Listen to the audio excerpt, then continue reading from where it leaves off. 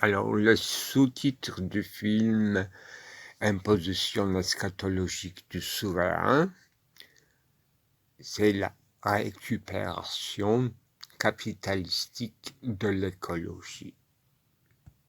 L'insouciance ne caractérise pas proprement le capitalisme. L'insouciance, c'est un sous-produit assez tardif, même post-moderne, au sens de la modernité tardive. Et le souci, oui, le concept de souci est très ambigu.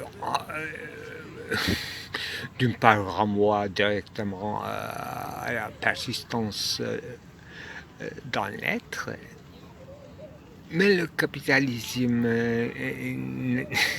n'est pas inventé d'un jour à un autre.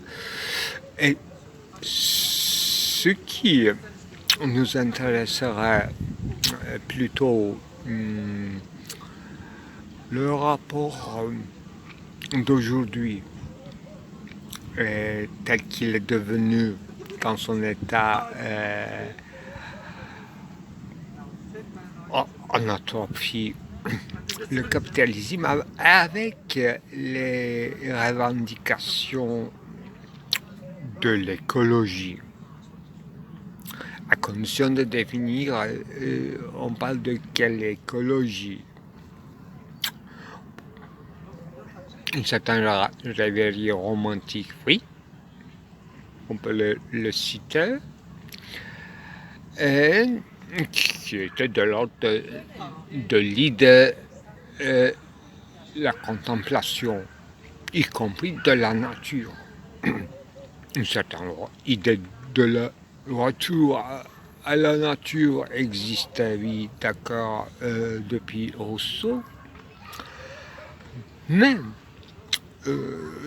dès que ce conflit entre nature et l'homme est découvert, c'est à peu près contemporain. C'est découvert et contemporain de la naissance du capitalisme moderne, disons. Comme il y a plusieurs humanismes, il devrait y avoir plusieurs sortes de capitalisme, pré-capitaliste, etc. Ça, ce sont des sous-sections très importantes. Alors, on était resté dernièrement dans le mot de récupération capitalistique de revendications idéologiques, écologiques. C'est encore de l'autre, de l'idée et non pas de la nature, bien qu'on fait d'être défenseur de la nature, on reste sur le terrain de l'idée. Alors, quel rapport avec ce concept de récupération, avec le concept ancestral de la philosophie de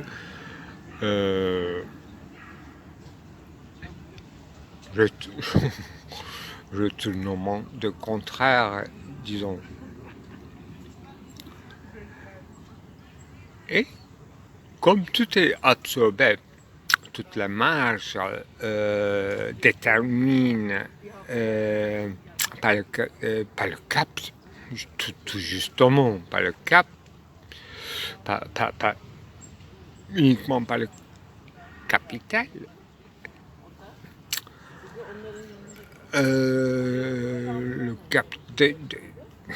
Le cap, autrement dit, le mens,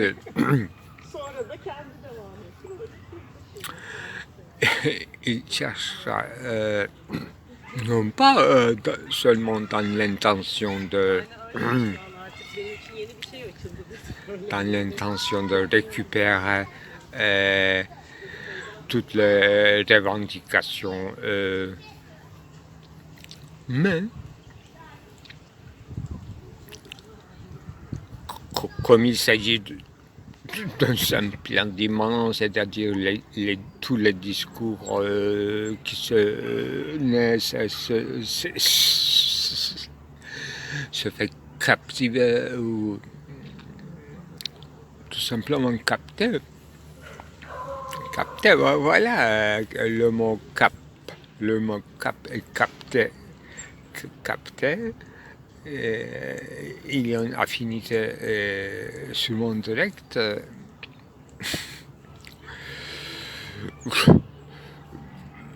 Quoi qu'on efface tout de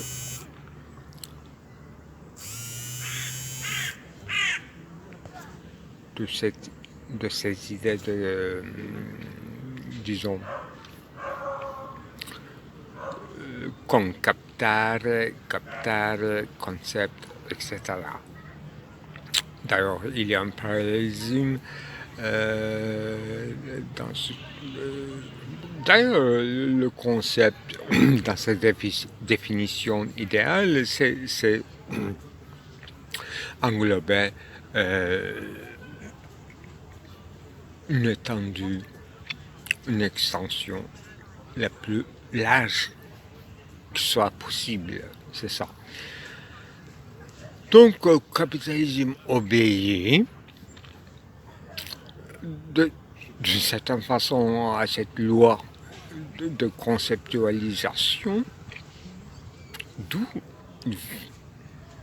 s'intègre la liberté d'expression, sauf liberté d'agir, parce que le domaine de praxis action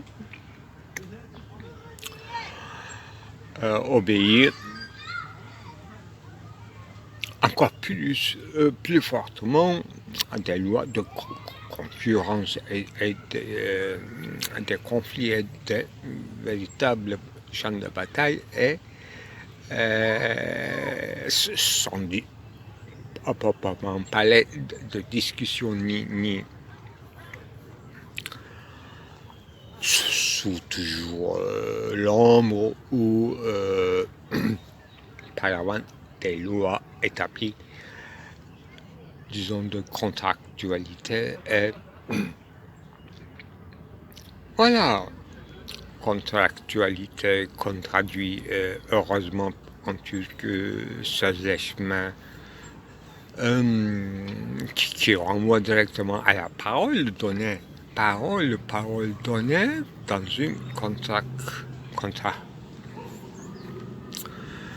Là, la parole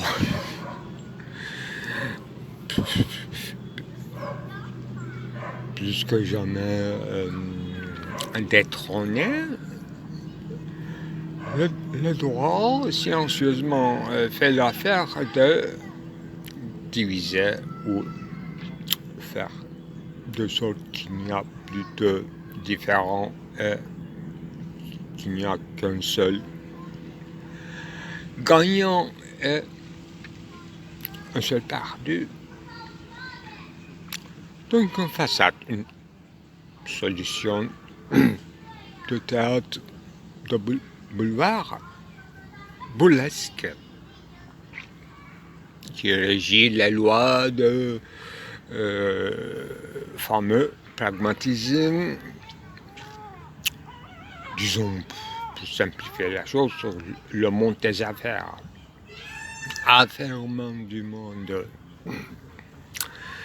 Alors, là, bien sûr, il y aura tout pour récupérer l'argent de l'autre, puis, etc. Récupérer, c'est regagner ce qui est perdu, ce qu'on suppose qu'il éloigne de vous, que vous êtes en train de perdre. Donc il y a un moment de différenciation qui devient marginal et qui joue à la centre, je parle toujours de l'écologie, en tant qu'idéologie, le concept du capitalisme, tout simplement, joue aussi, encore plus, par extension et expansion, sur ces marges, pour une simple raison qu'aucun profit n'est durable et a une tendance d'être baissée. Donc récupération, c'est inscrit dans la logique à la fois du plan d'immanence, là où il n'y a plus point de fuite, et dans ce topic centralisant qu'on peut faire comme sigle le CAP, encore plus centralisante et absorbant.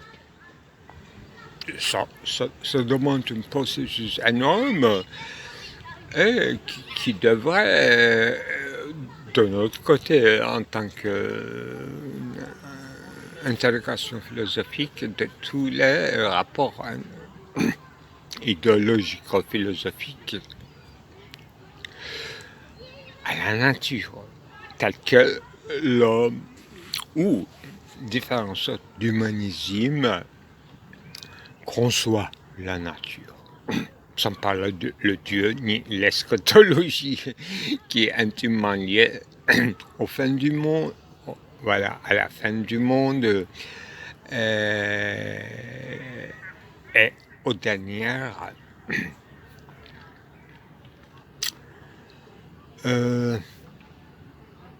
fins.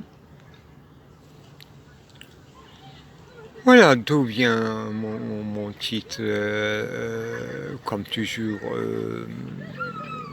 improvisé de imposition eschatologique du souverain, cette fois-ci, sous la figure, bien sûr, du cap du capitalisme. Souverain, le chef, le lieutenant, un substitut qui remplace, qui prétend à remplacer ou voilà, le tout, c'est ça. Ce qu'on appellera mainmise à la fois effectif, à la fois imaginaire et fantomatique de toute pratique de souveraineté. Ça passe sûrement par l'imaginaire et par une traduction de cet imaginaire, cette revendication écologiste ou naturaliste, traduction à des chiffres, bien sûr. D'où se ressource d'ailleurs toute argumentation écologique depuis quand même pas assez longtemps, mais on peut dater par une certaine calcul, disons intégral des années 50 que j'ai lu. Pas les extraits d'une certaine entente de Rome, Roma Antileschmassen. Voilà. C'est-à-dire qu'aucune ressource à exploiter n'est pas infinie, par définition finie, et le monde n'est pas infini. Le capitalisme ne durera pas. Comment confisquer cette dernière imposition qui a une donc base de rationalité et de calcul presque simple, de la fin du monde, de l'humanité. Le capitalisme est,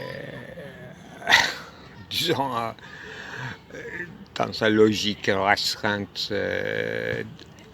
dans les années 50, a compris qu'il ne durera pas. Ce que je comprends. Mais il fallait agir ou réagir, justement. C'est ça, d'où se place cette imposition qui va alourdir encore le coût du monde, l'emploi, la production. Il faut dire clairement, tout va devenir encore plus cher parce que le monde n'est pas le monde tel que nous connaissons. C'est un lieu presque hôtelier et non pas un séjour de Heimat.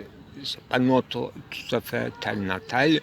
Nous vivons aujourd'hui dans notre entre guillemets monde comme une touriste passagers. Donc, nous devons payer encore plus cher. C'est ça, un peu, en résumé. Récupération, c'est pas le mot que je préfère, sauf que ça soit comme concept bien placé dans cette perspective de retournement de contraire et absorption des marges. Ce mouvement presque infini, illusoire d'un mouvement d'invagination ou d'absorption. Le néant finalement, parce qu'on ne peut pas trouver une solution à cela, sauf que ça relance le mouvement d'invention ou de reproductibilité ou de justement l'expansion comme prétexte qu'on cherchait. Donc un point de fantasme. Voilà, extrêmement compliquée économie. Sous l'aspect de l'économie générale, notre économie d'aujourd'hui au sens restreint, je dirais. Alors, il y avait une solution kantienne qui a donné à la fois un lieu à la philosophie hegelienne, à la fois à plusieurs sortes de, disons, entre guillemets, trahison, non pas de récupération, mais envie de remplir pleinement la signification des choses qui n'auront jamais, disons, des réponses adéquates ni comme disait Kant, Gegenstand, l'objet correspondant. La solution, ce que j'appelle la solution qui ouvre un homme à pourri, cette sentence consciente, c'est nous ne saurons pas, nous ne pouvons pas savoir, par définition, il ne s'agit pas d'un savoir, ce que la nature aura voulu de faire de nous, de l'humanité, de tous les efforts et préoccupations, les soucis quotidiens ou intellectuels de l'humanité. Et la nature ici, il faut prendre au sens pluriel, d'abord la nature au sens étroite, comme une Gegenstand, et autrement la nature qui est en nous. Quand elle distingue très naturellement deux choses, la nature telle qu'elle est, supposée telle qu'elle est, et la nature qui est en nous, qui travaille à travers nous. C'est ça. Aussi, il y a une part d'incognoscibilité de la nature qui n'est pas de l'ordre des choses sues. Voilà mon propos depuis hier que j'ai parlé, ça tournait autour de cette expression que j'utilise assez souvent, parfois. C'est au-dessus de la chose, et parfois à l'insu de soi-même, etc. Et quelle est la différence de savoir quelque chose de quelque chose et être au-dessus de la chose? Ça, c'est une sorte autre ordre de l'épistémologie apparemment qui ouvre une discussion scolastique un peu dans l'ordre de stoïcisme aussi qui privilégiait le processus actif de verbe et non pas de substance. Dans notre propos, c'est ce qui est su est différent de ce qui est en train de se révéler comme savoir, notre savoir. Mais notre savoir est différent, c'est être au-dessus de la chose, ou bien supposer qu'il y a un savoir dans la chose. Je dirais comme leur concept, comme on peut ajouter que la nature, selon certains, ce sont des idées visibles, devenues visibles finalement. Voilà, une conception de concept qui considère la nature encore de l'autre des idées qui sont devenues phénoménales, visibles, comme Gegenstand, les objets qu'on peut connaître, savoir, voir et toucher. C'est ça l'énigme un peu étouffé, refoulé de savoir et du concept. De part, Hegel a répondu autrement à cet a priori en développant un concept qui sera, selon lui, tout sera un concept. Notre époque, l'environnement, mode de production, mode de conversation, de parler, sera issu d'un concept. Selon le su de la chose. Moi, en accentuant cette expression que j'utilise souvent, mais que je n'ai pas ouvert à la discussion, et c'est pas très répandu en français, mais le mot chose dans la vie quotidienne, on utilise même dans le sens psychanalytique, n'est-ce pas? La chose en question, qu'est-ce qu'une chose, das Ding. J'avais discouru à l'époque jusqu'à le mot shay en arabe et X, qui aura donné le mot justement zaché Ça, c'est chose à partir d'arabe et de grec. Bon,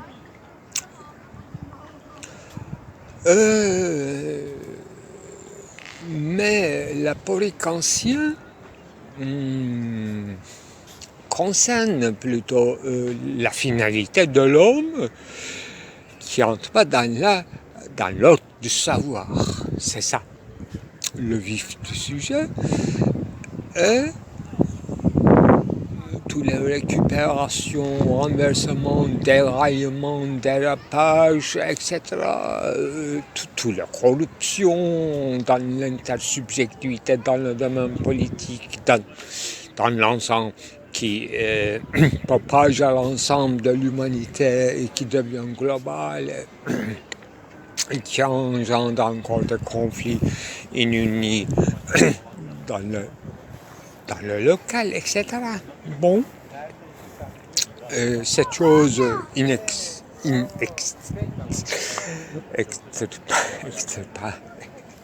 extirpable, ce sera de l'autre. À la fois des choses sur lesquelles on discute à partir de brins de savoir, c'est-à-dire encore dans l'ordre de la connaissance, qu'on essaie d'en avoir une connaissance, et surtout des positionnements. Voilà, toutes ces prises de position, multiplicité, conflictuelle, par rapport à cette la chose en question, quoi qu'on soit à l'insu ou au-su, selon la semblance, ça sera véritable pour ne pas dire le moteur de l'histoire, mais historicité, dont la fin nous est inconnue. C'est ça, la porie est aussi l'idée, le concept de l'idée, disons, au sens kantien, qui portait une aporétique qui était, disons, à l'époque, qui garde quelque chose de l'école platonicien et qui était la richesse de ce qu'on appellerait l'Occident qu'on est en train de perdre. Et notre propos, c'était un rapport entre deux idées, conçues ou préconçues, schématisées, disons le socialisme, l'idée du socialisme en tant qu'idée, et l'écologie en tant qu'idée, et j'avais dit idéologie. Vous voyez, destination finale de la nature, ce que la nature aura voulu faire de nous, et y compris en tant que sujet, nous, les humains, aura voulu croire faire quelque chose de la nature. L'industrie, la nature est devenue comme chose à exploiter, comme des ressources et des énergies inertes à révéler, etc. Tout développement qui concerne, entre guillemets, le luxe de la vie quotidienne et l'usage inférieur de l'entendement humain. Alors qu'elle a raison, qui n'a rien à faire avec le savoir, qui concerne à la fois tout le bagage de savoir, c'est-à-dire de l'entendement, des concepts de l'entendement, et à la fois ce que nous appellerions par rapport à la chose en question, l'insu, pour ne pas dire l'inconscient. C'est ça son domaine total de la raison. Voilà, c'est ça, supériorité visée. Par contre, du topos atopos, disons, de la raison, qui correspond de cette façon à l'idée au sens platonicien. Comme je dis en passant que l'idée platonicienne, c'est atopos, comme la figure même de Socrate, qui sera atopos ou bien déplacé, justement, dans sa cité, dans sa localisation, dans sa prise de position, toujours déplacé. D'où vient l'idée, d'ailleurs, par rapport à l'idée qui serait inadéquate chez Kant. Par rapport à toutes ces actualisations, vous voyez, le moteur, ce que j'appelle moteur, l'idée de moteur, effectivement, première moteur viendrait d'Aristote, mais chez Kant, il ne s'agit pas d'un premier moteur, mais un moteur qui est à chaque moment en question, comment lancer le mouvement, comment décider, où taille, comment en juger. En termes de, non pas de jugement de connaissance, mais jugement, pourquoi pas, téléologique, réfléchissante, etc. C'est ça que nous avons perdu ou étouffé avec nos bagages positionnés de connaissance. Voilà. Ça, c'est une courdise de la histoire de la philosophie, mais qui explicite pas véritablement, pas encore, ce qui se passe aujourd'hui dans la prise de position des socialistes, dans leur essence et dans leur actualité, disons. C'est-à-dire selon le dogme des doctrines et selon les pragmas d'aujourd'hui. Et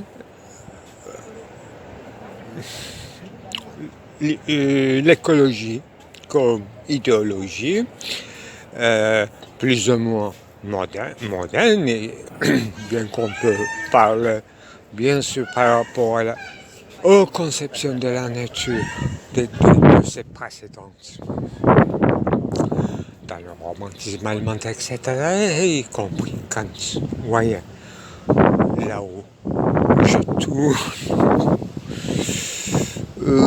en disant que en me demandant si nous sommes véritablement au-dessus de la chose ou à l'insu de la chose. Et à notre insu, justement, qu'est-ce qui se passe dans la chose, bien que à travers nos activités et à travers nos prises de position, nos positionnements. C'est parce que, je répète encore une fois, nous aussi nous faisons partie de cet enjeu de la nature en tant qu'acteurs, mais à leur insu. Des acteurs à leur insu. Voilà des anthropologues qui parlent à travers leurs passions, leurs besoins. C'est ça. Comme on a étouffé quand même le monde animal en exterminant génétiquement, ce qui nous reste, cette diversité interculturelle, etc.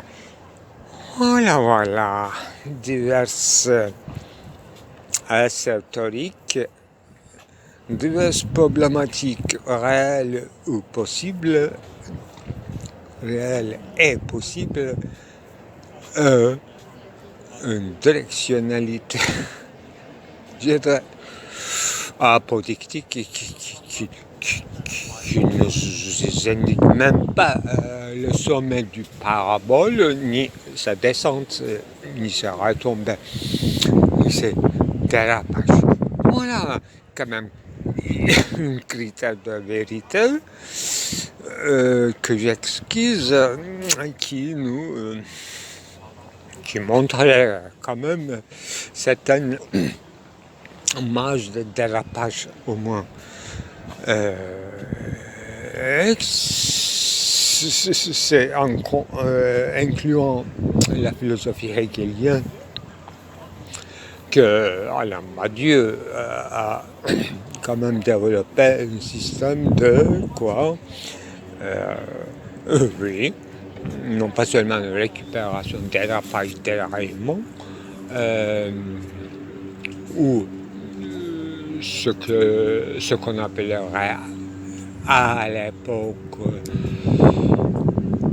le révisionnisme, n'est-ce pas, par rapport non pas un dogme, mais à l'infini tout d'abord, à notre idée de l'infini, à notre idée de progrès, à notre idée du début et de la fin des idées cosmologiques concernant comme juge introuvable à topos de tous nos actes et de prise de position. C'est ça qui est le présupposé de la philosophie qui est elle-même menacée de nullité. C'est ça, dégradation occidentale et par là globale. Il devrait y avoir un rapport avec le verbe de remédier et le médicament, la médecine. Il devrait y avoir une médiation qui n'est pas quelque chose qui sert uniquement à curable en ce qui concerne l'incurable. Donc une médiation, médicament accepté avec ses risques, au péril comme pharmacon, donc véritable médicinalis, pour remédier sans pouvoir remédier. C'est ça l'effort à quasi insu des concepts réalisés devenus non pas seulement visibles aux microbiologies, mais effectifs et observables. Ce qui revient à dire que l'incurable, disons la mort, la fin, la déchéance, réussite, l'enfermement du cercle parfait, rien, le rien, aura toujours besoin de médiation. Le terme moyen, intermédiaire, d'ailleurs, médiaire qui sert à remédier, qui récupère même le poison, n'est-ce pas? C'est ça la ruse de la raison d'ailleurs, dans l'industrie au sens de devenir une effectivité matérielle. Il y avait un autre usage de l'industrie. C'est toujours de l'autre, de la russe et de la manigance, donc, qui définit notre grande science qu'on appelle médecine. Alors, que selon la métaphore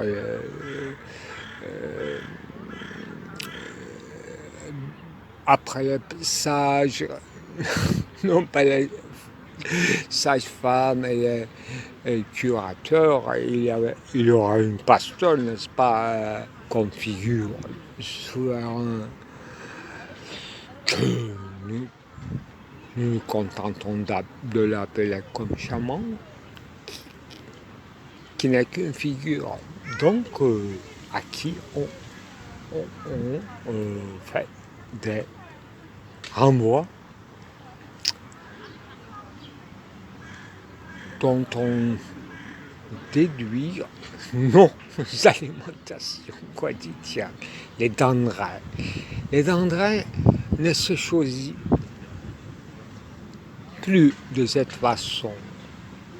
Il y a une industrie d'alimentation, d'où par rapport à l'écologie et la fin de temps. Et notre rapport encore très médiat à la nature, telle qu'elle se produit d'elle-même dans sa spontanéité qui présupposait que nous appelons dans notre singularité humaine la liberté, libre arbitre, c'est-à-dire marche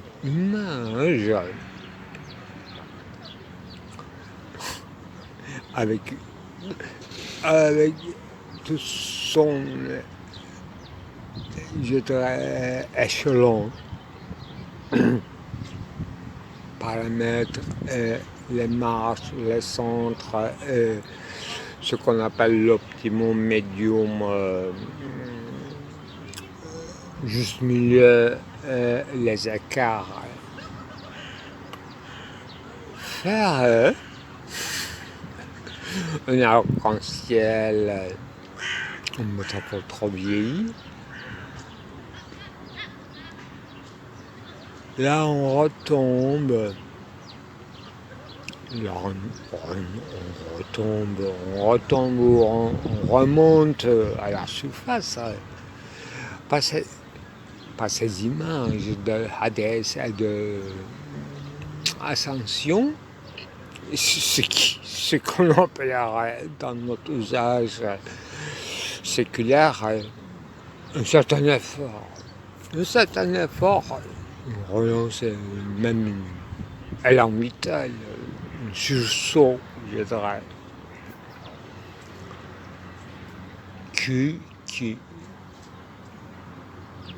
nous donne une apparence paisible, sauf la cinématographie qui est identifiée à la guerre, qui n'existe un moment dont le conflit devient visible. C'est ça, citation de Socrate à l'ouverture de sa dialogue, n'est-ce pas? Ceci, il faut aussi peut-être parler d'une certaine contiguïté dans l'espace. Donc, non pas dans la permanence dans le temps, mais dans une contiguïté dans l'espace. Donc une certaine proximité et distance avec un espacement et bien sûr avec des possibilités compossibles et incompossibles de rencontres mauvaises et bonnes rencontres. Alors que tout à l'heure, j'étais en dupe par rapport à une musique, bien sûr, enregistrée sur bande émise sur une radio, mais j'ai compris après coup. C'est-à-dire que j'avais juste commencé à rêver d'une certaine mélodie, à partir d'une certaine mélodie que j'identifiais dans mon esprit à une ère assez traditionnelle à la fois moderne dans son interprétation, à une chanson azérie, pour dire. Et aussitôt, je pensais, en fait, tout en étant dans un autre pays que l'Azerbaïdjan, et je pensais que, par exemple, leur contiguïté est hostilité avec les Arméniens pour un sujet précis qui peut être résolu facilement comme tous les lieux communs de conflits concernant la terre, etc. Eh bien, je pensais que n'importe quel Arménien qui aura écouté ce morceau que j'ai enregistré une petite séquence ne peut être sensible, donc il sera touché d'une façon ou une autre, comme je suis touché, parce qu'il y a une proximité d'une ère de culture malgré le conflit, c'est ça.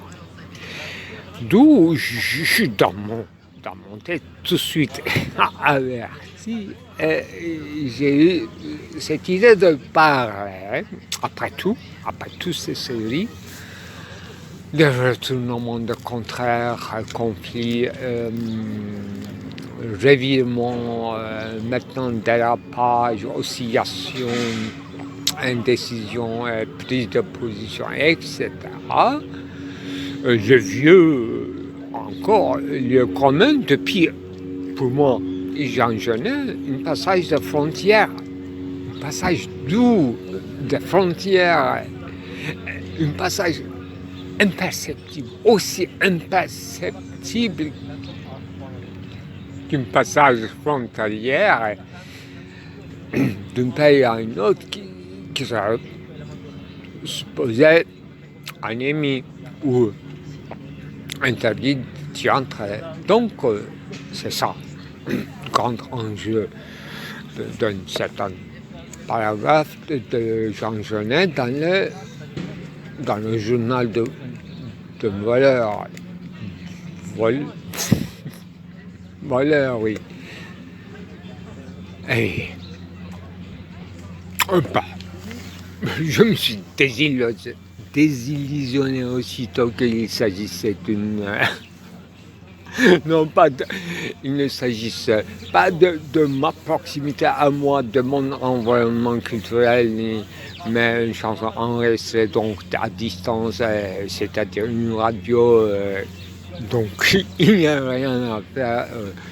Ça nous touche encore de loin, c'est ça notre état, condition d'être maintenant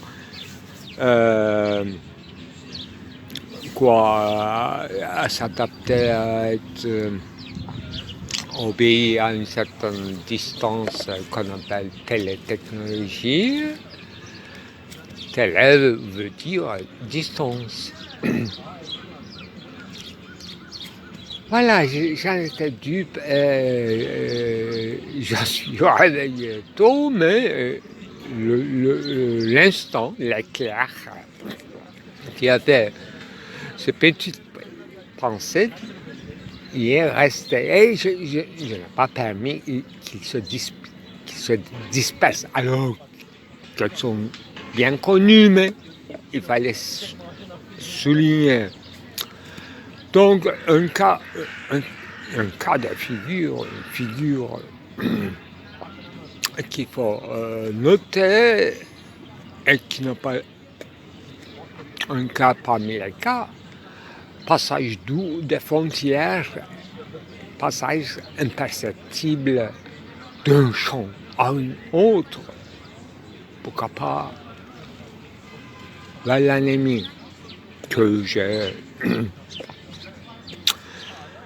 expérimenté d'une façon à une autre, de manière réelle, il y a quand même une semaine, dans le jour des célébrations de Nowruz. Aujourd'hui, c'est le deuxième jour d'une fête religieuse islamique qu'on appelle Ramadan. Donc, de fêtes successives, finalement de proximité, de devenir ensemble sans trop de proximité, bien sûr, heureusement, avec une distance retenue, réfléchie, dont une certaine possibilité, c'est-à-dire la liberté pour s'y retourner à ses propres préoccupations.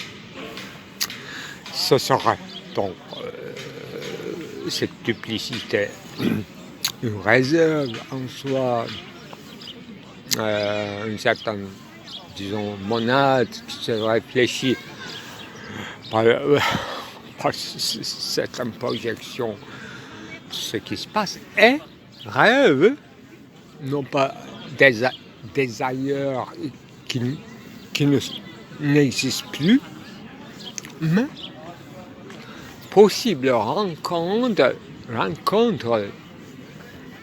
eustuchia ou distuchia. Enfin, que ça se passe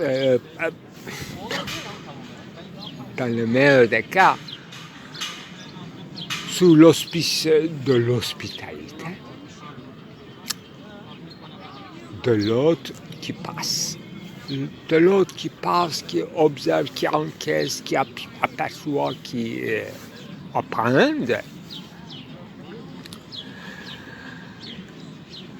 Le lieu commun, c'est le monde, c'est-à-dire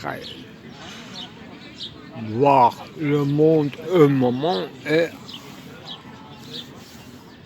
en avoir capté un certain nombre d'impressions qui nous sensibilisent parce qu'ils sont, ces impressions sont de l'ordre sensible et un peu réfléchi, ensuite oublié peut-être. Il faut y retourner avant que ça devienne avant que ça devienne trop tard, c'est-à-dire avant que la guerre, crise, tremblement de terre, vie dans un champ, dans les rues justement, nous arrive, c'est-à-dire que nous apprendrons ce passage doux, d'une jargon à une autre, d'une registre à une autre, doux.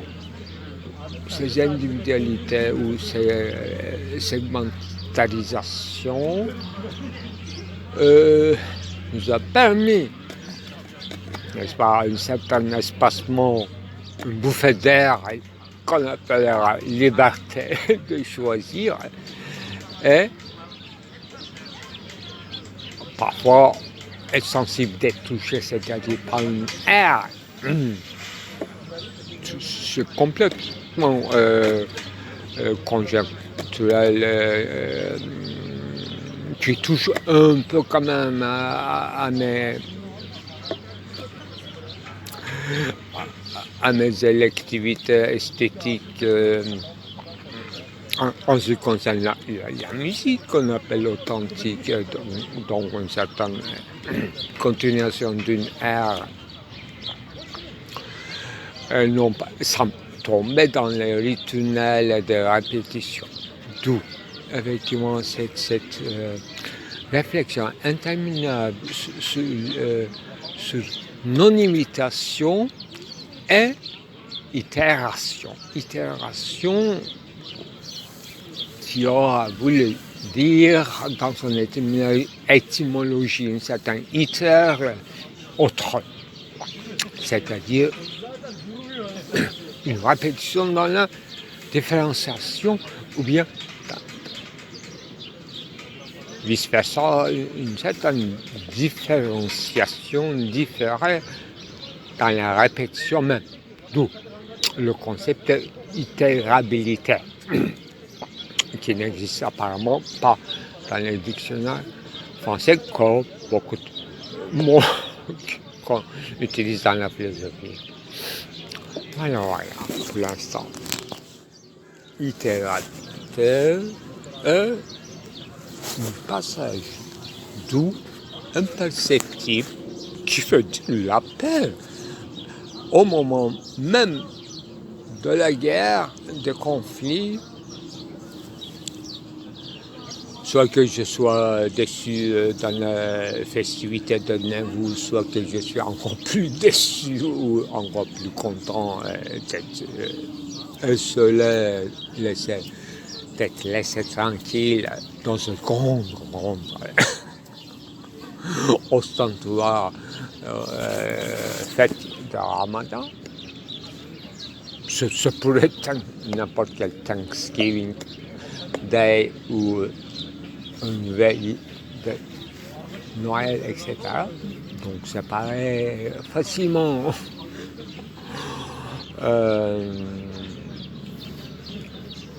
on peut se projeter autrement, donc par une certaine altération dans sa culture.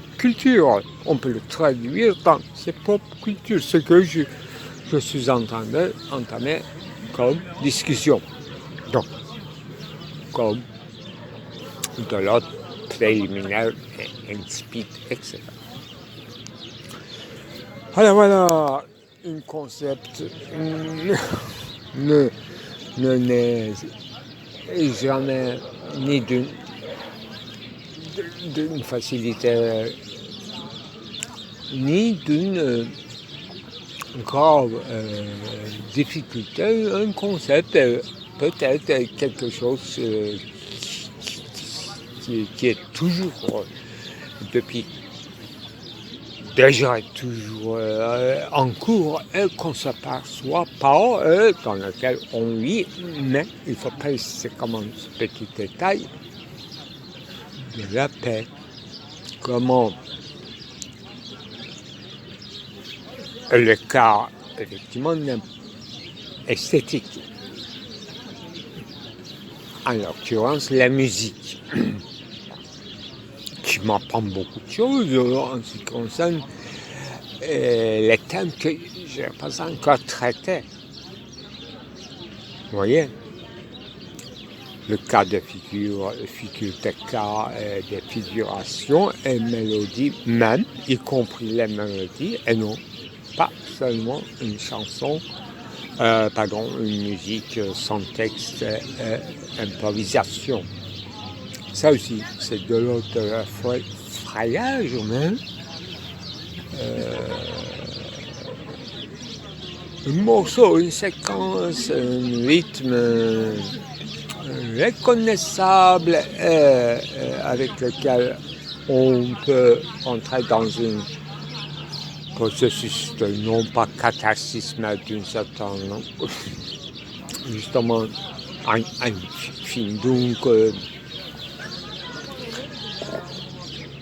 une certaine abstraction, d'être déçu comme moi tout à l'heure, parce qu'il s'agit d'un enregistrement mécanique et qui n'affecte pas le lieu même, ni la communauté, ni la personne, ni la volonté, vous voyez, et donc c'est un faussaire, je dirais faussaire, un air fausse, alors que ça anime une certaine réflexivité,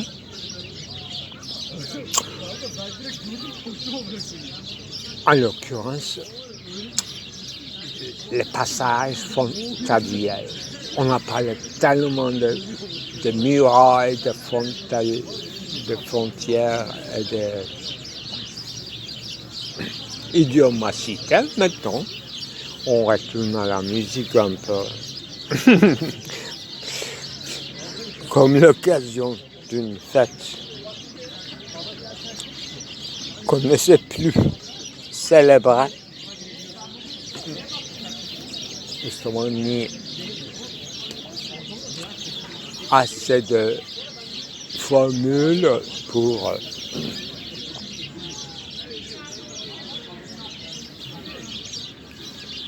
on dit tout simplement ici Kutlamak, Mubarak.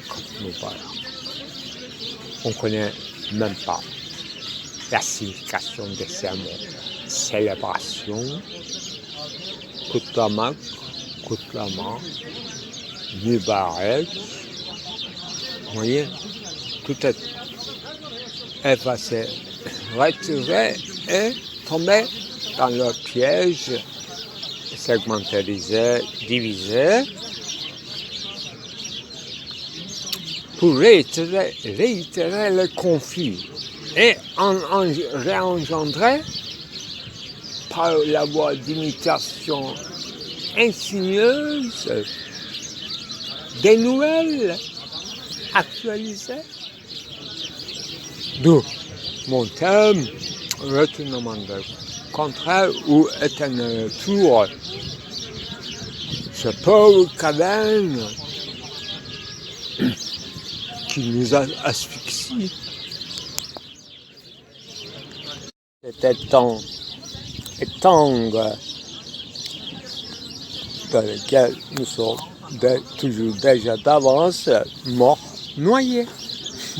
C'était une citation d'un vers de jeunesse de Jacques Derrida. Tel que nous savons depuis sa publication de Glas.